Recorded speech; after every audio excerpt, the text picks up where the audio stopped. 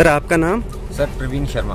अच्छा, आप यहाँ के लोकल हो? जी अच्छा अच्छा, आप ये बता सकते हैं कि ये जो दीवार गिरी थी यहाँ नेशनल हाईवे पे 2-3 दिन पहले, तो ये किसके कारण गिरी है? जी सर बिल्कुल, हम काफ़ी देर से देख रहे हैं यहाँ पे। एक्चुअली इशू ये था कि यहाँ पहाड़ियों से पानी आता है और रोड के ऊपर से ही बहकर निकल जाता है। कोई ड्रेनेज की कोई किसी की फैसिलिटी अवेलेबल नहीं थी।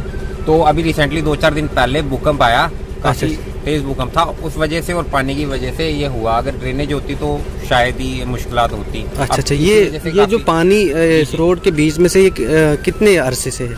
ये सर जब से मैं यहाँ से पे हूँ 2011 जी जी, तब से यहाँ पे ऐसा ही है। अभी रिसेंटली ये ड्रेनेज बनी है। अच्छा अच्छा, ये जो ड्रेनेज बनी है लेकिन उस जगह पे अभी नहीं बनी है? वहाँ पे सर बिल्कुल अभी काम नहीं हुआ। अच्छा अच्छा, वो एडमिनिस्ट्रेशन पहले देखता तो ये हादसा नहीं होता। अच्छा अच्छा, आज काम लगा हुआ है? जी सर बिल्कुल काम लगा हुआ है। अच्छा अच्छा, चलो शुक्रिया सर, JKR।